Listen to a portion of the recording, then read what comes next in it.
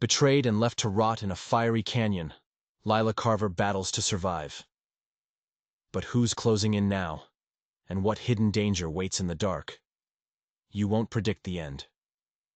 Lila Carver jolted awake to a heat so savage it clawed into her skin like a living thing.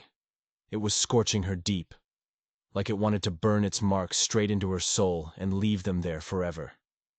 That's what hit her first. Not the pain that was coming. Not the thirst that already scratched at her throat. Just the heat.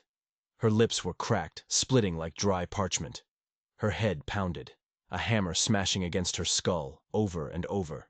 Her back was pressed hard against something solid, hot, and unyielding, searing her right through her torn clothes. She forced her eyes open. They felt slow, heavy. The effort made her wince. Above her, the sky stretched out, so blue it hurt to look at. A bright, piercing blade of light cutting right into her. Clouds drifted high overhead, pale and thin. Restless ghosts who didn't care about the broken woman sprawled below. Around her, towering cliffs of red sandstone rose into the air, sharp and jagged.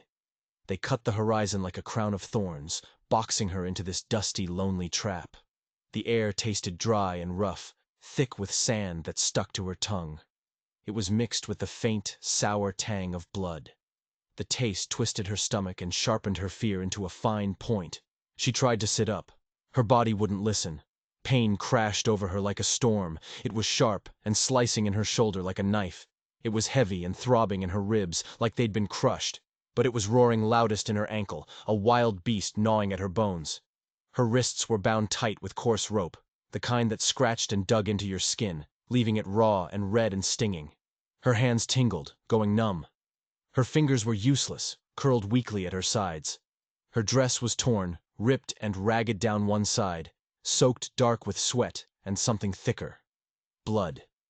She realized it with a shallow, quick catch of her breath. She blinked hard, fighting the fog in her mind, and turned her head. Sand ground against her cheek. Flies buzzed close, darting in lazy circles around a deep, ugly gash on her thigh. The sound drilled into her ears. This wasn't a nightmare. This wasn't some fever dream she could shake off. And then it hit her.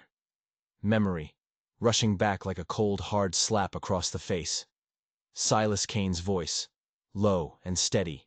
Smooth as oil, but fake as a crooked gambler's grin. "It's better this way, darling," he'd said. His hand had brushed her cheek, soft and warm. A lover's touch. Right before he shoved her off the edge. She remembered the fall. The blur of rocks and sky, spinning and tumbling in a chaos of red and blue. The crack of a gunshot, ringing sharp in her ears, loud enough to make her flinch even now. Then nothing. Silence. Heavy and final. Silas Kane, the man she'd married, the man she trusted, had left her here to die. Alone, broken, and bleeding in this canyon. Lila tried to swallow, but her throat was a dry, cracked wasteland, too parched for even a single tear. High above, buzzards circled in slow, lazy loops. Their black wings sliced through the sky. They weren't diving yet, just watching, waiting for her to stop moving. They knew death was near. They always did. She lay there for what felt like hours, letting the sun hammer down on her. Relentless and cruel. Her mind drifted, pulling up pieces of her past. Smoke curling from a dying fire. She saw Eli Dawson's warm, gentle eyes. Her first husband. The good man. The one the fever took 2 winters back, leaving her empty and alone. Now she had this. A shattered body in the dirt and a husband who'd turned out to be a monster. But Lila Carver wasn't the kind of woman to lie down and give up. Not quietly. Not ever. With a groan that scraped her throat raw, she rolled onto her side. Her shoulder screamed. Sand dug into her cheek, hot and gritty. The canyon floor burned like a skillet.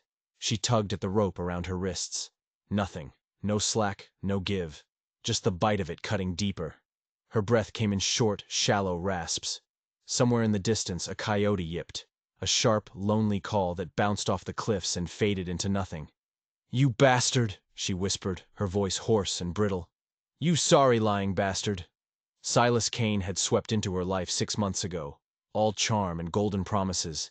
She'd been lonely, worn thin by the town's whispers. He'd offered a way out, a new start. Turns out he was a trap, a snare dressed up as salvation. And she'd walked right into it. She clenched her teeth and kicked her good leg forward, dragging herself inch by painful inch. Her goal was the shadow of a boulder just ahead, a faint promise of relief. Every shift of her body felt like crawling a mile through broken glass. Her bad leg dragged uselessly behind her, a dead weight. The canyon was still, mocking her. No water, no shade, no help. Then, through the haze of pain, she spotted something. A shard of black stone, sharp and glinting like a blade, half buried in the sand. Obsidian. A flicker of hope, small but fierce, sparked inside her. She clawed through the dust, fingers stretching, straining. Finally, she hooked it with 2 fingers and dragged it toward her chest. It was hot, scorching her skin, but she gripped it tight. Twisting her body, her ribs protesting, she started sawing at the rope on her wrists. Each scrape sent a jolt of pain up her arm, but she didn't stop. Sweat trickled into her eyes, stinging and blurring her vision. Her breath hitched in ragged, uneven gasps. Then a sound broke the silence. A faint clatter. A rock shifting somewhere close. She froze. Her heart slammed against her ribs. Was someone there? Silas? Back to finish the job? She held her breath, straining, searching the shadows on the cliffs above. Nothing. Just the wind. She shook her head, shoving the fear down, and cut faster. Desperation drove her. The rope frayed, strand by strand, then snapped. Her arms fell free, limp and aching. Blood rushed back into her hands with a painful tingle that made her gasp. She nearly sobbed, a dry, choking sound. But her eyes stayed dry. Sitting up slow, she cradled her injured leg. The gash was raw and ugly. She took the obsidian and hacked at the bindings on her ankles, clumsy, but fierce. The stone slipped once, nicking her skin. A thin line of fresh blood welled up. She cursed Silas Kane with every slice.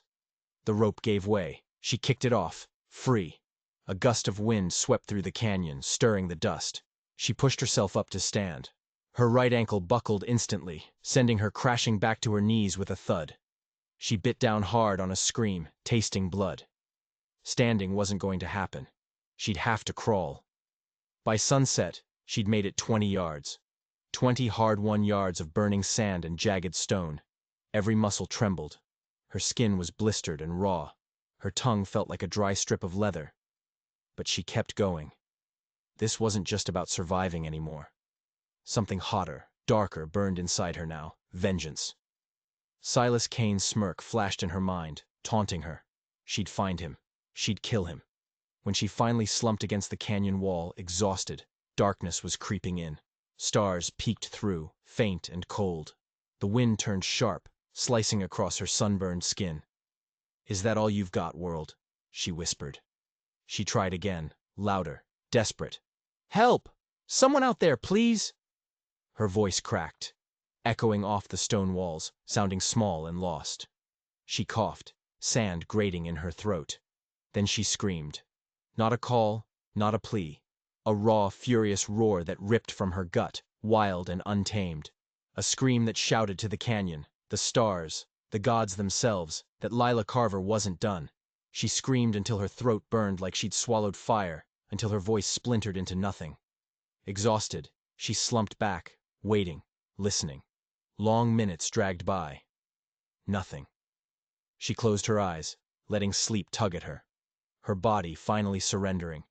Then, footsteps. Soft, deliberate. Crunching over sand and stone, steady as a heartbeat. Her eyes snapped open. Adrenaline flooded her veins. Panic clawed at her chest. A figure appeared at the canyon edge, tall and lean, silhouetted against the last sliver of fading sunlight. A dark shape against the orange glow. He descended slowly, moving with a predator's grace. He wore weathered buckskin, a long rifle slung across his back. His black hair was tied back tight. A flash of turquoise gleamed at his wrist. He stopped a few feet from her, staring down, his shadow falling over her. Lila's breath caught in her throat. He crouched, his eyes sharp and unreadable, piercing the growing dark. "You cry like a warrior," he said. His voice was deep and steady, the words curling like smoke. "Are you real?" she stammered, her voice weak. He didn't answer. Instead, he knelt beside her, pulled a leather canteen from his side, and tipped it to her lips. The water was lukewarm and stale, but it tasted like heaven. She drank greedily, gulping until she coughed. "Easy," he murmured, pulling the canteen back. "Who are you?" she asked again, her voice finding its edge. He paused, considering her for a long moment. "Talon Gray," he said finally. "Lila," she replied, breathless. "Lila Carver." He nodded once, a small tilt of his head. He reached into a small pouch at his belt, pulled out a handful of crushed herbs, mixed them with a splash of water, and pressed the paste onto her leg wound. It stung like fire. She flinched, hissing through her teeth. "Sorry," he said, his voice low, but his hands never wavered. "You a doctor?" she asked, wincing. "No." "What then?" she pressed, her eyes narrowing. "A man who heard a scream," he answered, meeting her gaze. She studied him as he worked. His skin was bronze from the sun. His face was calm, closed off. A thin scar curved beneath one eye, a story etched into his flesh. He tied a strip of cloth around her leg, tight but gentle. Then he sat back on his heels. "Who did this to you?" he asked, his voice low, cutting through the quiet like a blade. She hesitated, the words sticking in her throat. "My husband," she said at last, her voice shaking with the weight of it. He didn't flinch, his face was still as stone. "He left me here," she added, her hands clenching into fists. "Pushed me. Thought I'd stay down." Talon Gray looked up at the stars. "He was wrong," he said simply. Tears welled in her eyes then, finally spilling over, hot and stinging, carving clean tracks through the dirt on her face. "I don't understand," she whispered, her voice breaking. "Why would he?" Talon Gray stood, his shadow falling over her, tall and solid. "Weak men fear strong women," he said, his words heavy, final. He turned, scanning the ridge above, his hand resting lightly on his rifle. Was he here to help her? Or was he something else? A new danger in a different shape. He glanced back at her. "Can you ride?" he asked. "I don't know," she said honestly. "We try," he replied, his tone leaving no room for argument. He helped her to her feet, his arms solid as oak. A horse stood nearby, dark and silent. He lifted her into the saddle with surprising gentleness. The pain in her ankle made her bite back a scream. He climbed up behind her, his arms circling her waist, holding her steady. He clicked his tongue softly, and the horse moved deeper into the canyon shadows, the walls closing in around them. Lila leaned back against him, exhaustion stealing her thoughts. But one stayed sharp, cutting through the haze. She would live, she would heal, and Silas Kane would pay. The canyon narrowed, the red walls towering over them, lit only by a sliver of moonlight. Talon Gray's arms held her firm, a quiet anchor. Her bones ached, her skin throbbed, but he rode carefully, his hands light on the reins. Who was this stranger who had stepped out of nowhere? Where was he taking her? The trail widened, then split behind a tumble of rocks. A hidden path. He guided the horse through it without hesitation. They emerged into a hidden cove, tucked between sandstone arches that curved overhead like a cathedral of stone. A small fire pit sat in the center. Talon dismounted, then reached up to ease her down. As her foot hit the ground, pain shot through her leg like lightning, ripping a gasp from her throat. She collapsed against him. Without a word, he scooped her up and carried her to a bedroll beneath a shallow rock shelf. This wasn't just a campsite. It was a home. He set her down gently, then knelt beside her, unwrapping the cloth from her leg. The wound was angry and swollen, but no fresh blood seeped out. "You didn't scream this time," he said quietly. "I'm too tired," she muttered. her throat rough as sandpaper. He nodded, a hint of approval in his eyes. He moved to the fire pit, gathered twigs, and sparked a flame. The fire crackled to life, casting flickering shadows across the stone walls. He poured water into a battered tin pot, added a pinch of green herbs, and set it over the flames. The scent was bitter, clean, and sharp. He came back, cradling her head with one hand, and held the pot to her lips. "What is this?" she asked, suspicion flickering. "For pain and sleep," he said simply. "I don't trust you yet," she admitted. "You don't have to," he replied, unfazed. "But you'll need your strength." She hesitated, then drank. It tasted awful, like dirt and ash, but a warmth bloomed in her chest, easing the ache. She sank back into the bedroll. He adjusted the blanket over her shoulders. "You going to stay there all night?" she asked, her voice slurring as the herbs took hold. "I don't sleep easy when people bleed near me," he said, settling across from her, his rifle resting beside him. She smirked. "Ain't that poetic?" she murmured, her eyes drifting shut. For a long while, neither of them spoke. "Guess I owe you thanks," she said finally. "You don't," he said, his tone flat. "Well, I'm saying it anyway."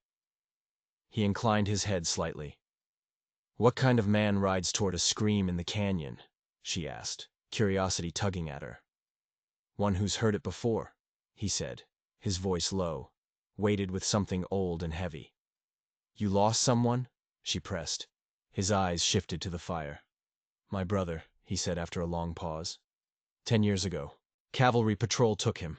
Said he was stealing horses. He wasn't." "What happened?" she asked, softer now.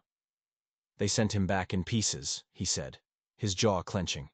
"The wind cried for days after, loud enough to wake the dead." "Maybe he screamed too," she whispered. "Maybe he did," he said, his eyes dark. Silence settled between them, thick and heavy. As he shifted to add wood to the fire, the light caught his wrist. The turquoise bracelet he wore wasn't just jewelry. It was a cuff, made of leather and silver, intricately carved. And set in the center wasn't just a stone. It was a symbol, a winding serpent eating its own tail. The design felt familiar, tugging at a memory she couldn't place. It made the hairs on her arms stand up. "Why live out here?" she asked, changing the subject, pushing the strange feeling away. "People kill each other over things that don't matter," he said. "Out here, it's just truth." She nodded. "I think I could live with that." "You wouldn't," he replied bluntly. "Not for long." He stood then, moving to the edge of the cove, scanning the trail. Moonlight glinted off his rifle barrel. "Expecting someone?" she called, a chill creeping up her spine. "Saw smoke earlier," he said, not turning. "Northridge, not mine." Her blood turned to ice. Silas. Coming back to make sure she was dead. She could picture him, his smirk twisting into a snarl when he found her gone. "Then we won't be here when he does," Talon Gray said, turning back to her, his voice calm but edged with steel. By morning, her leg throbbed less. He handed her a strip of jerky and some dry bread. She tried standing, leaning on him. Her leg held her weight, shaky, but better. "You walk like a drunk mule," he said, his face a mask. "You talk like one," she shot back. He raised an eyebrow, almost amused. He led her to a rock ledge overlooking the canyon. Far off, a faint plume of smoke curled into the sky. "Too far for a campfire," she said. "Unless it's a big camp," he replied, his eyes narrowed. "Or a signal." Her stomach twisted. A signal? To who? "You ever kill a man?" she asked, her voice low. "Yes." No hesitation. "Would you again?" "If he needed killing," he said, his voice hard. "Silas Kane needs killing," she said, her hands clenching. He studied her, his gaze piercing. "Revenge costs more than it gives," he warned. "I'm not after revenge," she said, unflinching. "I'm after justice." "They look the same in the dark," he said. That evening, as the sun dipped low, he showed her how to hold a knife. Her fingers were clumsy, but he was patient. adjusting her grip until it felt steady. "Why teach me this?" she asked. "If he finds us first, you'll need more than prayers," he said. They practiced as the shadows grew long. Afterward, she slumped against the rock wall, sweaty and sore. "Teach me to shoot next," she asked. "You'd scare the birds," he said, dry as dust. "I scare worse things," she muttered. That night, he left a trail of false prints down a side canyon, scuffing the dirt, snapping twigs, a ghost in the dark. He came back after midnight and tossed her a small pouch. "Tobacco. Smoke it. Covers our scent." She lit it, coughing on the bitter taste. The smoke curled around her. "He'll come soon," he said, his jaw tight. "Then we make ready." They sat in silence, two strangers bound by purpose. Lila picked up the obsidian shard she'd used to cut herself free. "This saved me," she said, holding it up. "It cuts both ways," he warned. "I'll remember that," she replied. She leaned back against the rock, closing her eyes. For the first time in days, she rested. Not because her body gave out, but because with him near, she felt something dangerously close to safe. Morning came with birdsong. Talon Gray was already gone. Panic flared hot in her chest until he reappeared, a rabbit dangling from his hand. They ate quickly. Her leg was stronger now, the pain a dull ache. "Why did you help me?" she asked, needing to understand. He tossed a bone in the fire. "Because the last time I heard a scream like that, I didn't move fast enough." His words were heavy with old pain. "You still hear it?" she asked softly. "Every time I close my eyes." She reached across the space between them and touched his hand briefly. "You got there in time for me," she said, her voice firm. He looked at her, then down at their hands, and nodded slowly. "I know," he said, quiet but sure. Later that day, as shadows stretched long, Talon Gray pointed to the trail below. He crouched low, his hand brushing the dirt. "Tracks," he said, his voice tight. "3 horses, fresh, heading this way." Her chest tightened. "Then it's begun," she said, her voice steady. He slung his rifle over his shoulder. "We don't run," he said, his eyes meeting hers, fierce and certain. She nodded, her heart pounding.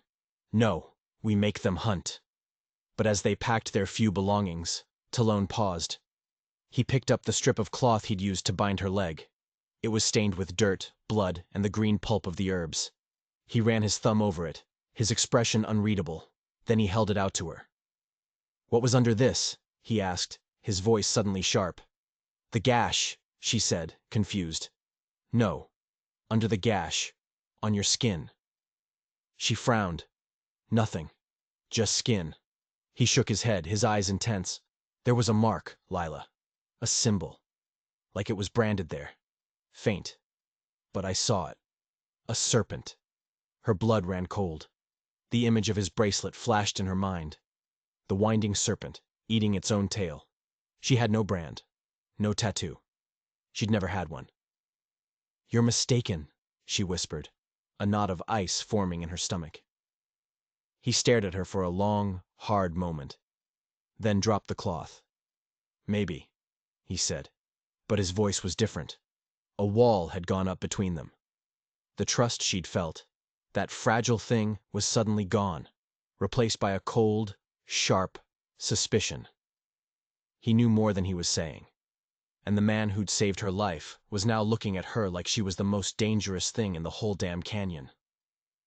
They moved in silence, the air between them thick with unspoken questions. Talon led them higher into the cliffs, to a narrow ledge hidden behind a curtain of rockfall.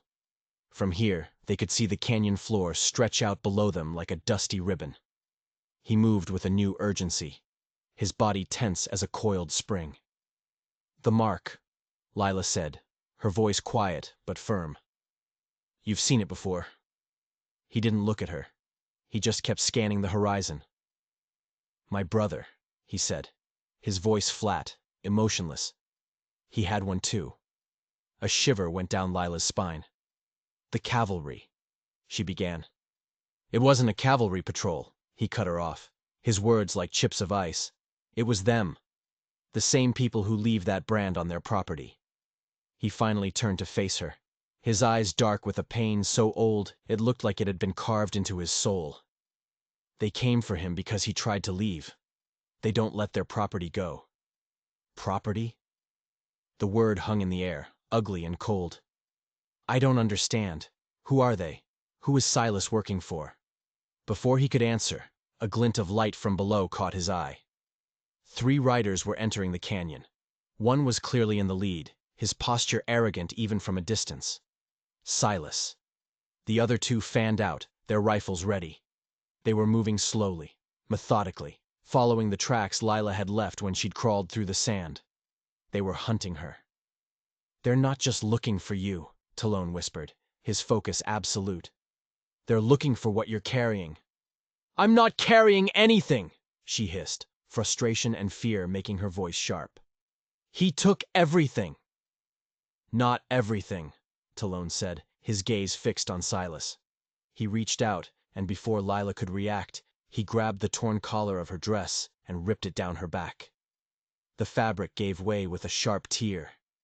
He pushed her hair aside, exposing the skin of her shoulders to the harsh afternoon sun. What are you doing? She cried, trying to pull away. Stay still, he commanded. He pulled his canteen and poured a small amount of water onto her back. It was warm from the sun, and as it spread across her skin, something impossible began to happen. Faint lines, almost invisible, began to darken under the heat and the moisture. They weren't a brand. They were intricate, swirling lines of ink, forming patterns that looked like rivers and mountains. A map. Eli, she breathed, the realization hitting her like a physical blow. Her first husband. He'd been a cartographer before he got sick.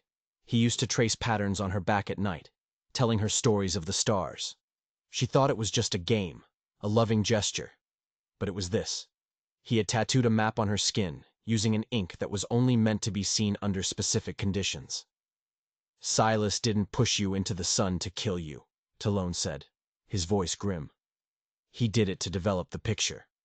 The pieces clicked into place with horrifying clarity. Silas hadn't married a lonely widow. He'd married a treasure map. The gunshot wasn't a kill shot. It was probably aimed at her water skin, to make sure she'd be exposed to the sun and heat, to make sure the map would appear. He wasn't coming back for a body. He was coming back to peel the prize from her bones. Down below, one of Silas's men pointed up towards their position. A shout echoed through the canyon. They'd been spotted. We have to move, Lila said, her heart hammering against her ribs. No, Talon said. He grabbed his rifle. We've been hunted long enough. He looked at her, and the suspicion in his eyes was gone, replaced by a shared, burning purpose. My brother was their guide. He drew that map. He tried to hide it with your husband when he knew they were coming for him. Now, they'll answer for him. For both of them. A bullet ricocheted off the rock near Lila's head, sending stone chips flying. The fight had found them. Get down! Talon shoved her behind a large boulder as another shot rang out. The echo bounced off the canyon walls, sounding like a dozen rifles firing at once. Lila pressed herself against the rock, her mind racing faster than her heart. A map on her skin. A secret society. A man who'd been hunting them for a decade. Her whole life, her marriage to Eli, her grief, her whirlwind romance with Silas. It was all a lie, built around a treasure she never knew existed. Can you shoot? Talon yelled over the gunfire. You said I'd scare the birds, she yelled back. Good, maybe you'll scare them too. He slid the rifle over to her, then pulled a long, heavy pistol from his belt. Aim for the one on the left. Wait for my shot. Her hands were shaking as she picked up the rifle. It was heavy, alien. She rested the barrel on the edge of the boulder, peering down at the men below. They were taking cover behind rocks, using the terrain Silas had chosen so carefully. Silas himself was directing them, pointing up at their position, his face a mask of fury. He wanted his map. Talon took a deep breath, let it out slow, and then fired his pistol. The sound was deafening. The man on the right, who had been creeping from one rock to another, cried out and stumbled, clutching his shoulder. Now! Talon shouted. Lila squeezed her eyes shut and pulled the trigger. The kickback slammed the rifle butt into her shoulder, a brutal, jarring impact. She opened her eyes, expecting to see nothing, but the man on the left was staggering backward, his hat flying off his head. He dropped his rifle and scrambled away, disappearing behind a bend in the canyon. He was running. One down. Silas roared in frustration. He fired 2 shots in rapid succession up at their ledge, the bullets whining past their heads. He was pinned down, with one man injured and the other fled. "He's trapped," Lila said, a thrill of fierce satisfaction cutting through her fear. "He won't stay that way for long," Talon said. "He knows this canyon. There's another way up, a goat trail on the far side." He looked at her, his eyes blazing. "You need to go. Follow this ledge west. It'll lead you out of the canyon. Don't stop running." "I'm not leaving you," she said, her voice hard as the stone around them. "This is my fight, too. Lila, they aren't just men. They are part of the Ouroboros circle. They own judges, lawmen, whole towns. If they catch you—" "Ouroboros?" she asked, the name sending another chill through her. The serpent eating its own tail. "They believe everything comes back around," he said grimly. "That all wealth is theirs for the taking, in an endless cycle, and they reclaim what's theirs, viciously." A sudden silence fell over the canyon. The shooting had stopped. "Where did he go?" Lila whispered. Talon scanned the rocks below. "The injured one is still there. Silas has moved." He pointed toward a narrow, almost invisible crack in the rock face about 50 yards away. "The goat trail. He's coming for us." There was no time to run. He was already on his way. "Give me the pistol," Lila said. Talon looked at her, surprised. "He's coming for me," she said, her voice trembling but resolute. "He's not expecting me to fight back. He's expecting a victim." She took the obsidian shard from her pocket, its edge still wickedly sharp. "He's going to find a warrior." Talon stared at her for a heartbeat, then a slow, grim smile touched his lips. He handed her the pistol. "The trail comes out right behind that cluster of rocks," he said, pointing to a spot just 20 feet from their position. "I'll draw his fire from here. When he shows himself, don't hesitate." Lila crawled to the position, her body screaming in protest, but her mind was clear and cold. This was it. Justice. Not for money, not for a map. For Eli. For Talon's brother. For herself. She wedged herself between 2 rocks, the heavy pistol in one hand, the obsidian shard in the other. She could hear the scrape of boots on stone. He was close. "Lila, darling." Silas's voice echoed, dripping with false sweetness. "There's no need for this to get any uglier. Come on out. We can still talk about this." Lila stayed silent, her breathing shallow. Talon fired a shot from his position, and Silas cursed. "Fine, have it your way." The scraping got louder. He was just around the bend. Lila raised the pistol, her hands slick with sweat. A shadow fell across the rock, then a boot. Then Silas Kane stepped into view, his own pistol raised, his eyes scanning the ledge where he'd last seen Talon. He hadn't seen her. Now. She stepped out from behind the rock. "Looking for me, Silas." He spun around, shock and fury warring on his face. His eyes widened when he saw the pistol in her hand. "Lila, don't be a fool. You don't know how to use that." "I'm a fast learner," she said, her voice steady. His gaze dropped to the exposed skin of her back, and a greedy light entered his eyes. "The map. It's beautiful." He took a step toward her. "Give me the gun, Lila. Don't throw your life away. You have no idea who you're dealing with." "I know I'm dealing with the man who murdered my husband," she said, the words hanging in the air. He laughed, a cold, ugly sound. "Murdered? Don't be so dramatic. Eli got sick. I just made sure the doctor with the cure got delayed. It was a mercy, really. He was wasting away." Rage, pure and white-hot, flooded through Lila. It wasn't just betrayal.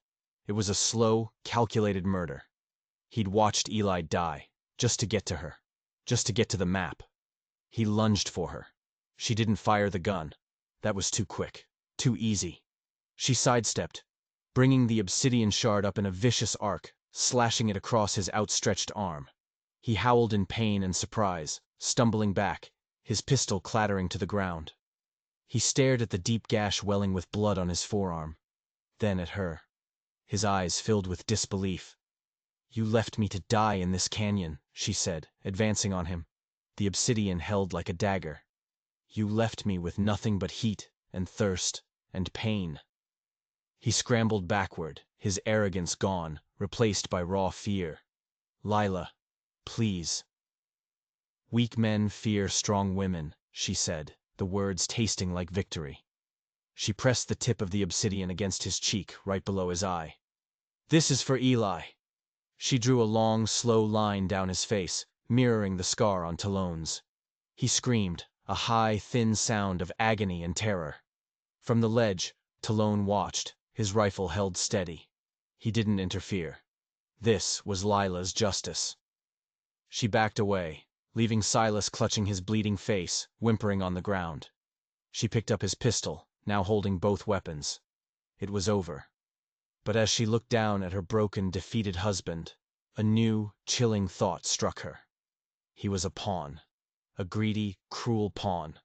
But a pawn nonetheless. The Ouroboros Circle was still out there. They knew about the map. They knew about her. This wasn't the end. It was just the beginning. The man who was injured below had vanished. He'd gone for help.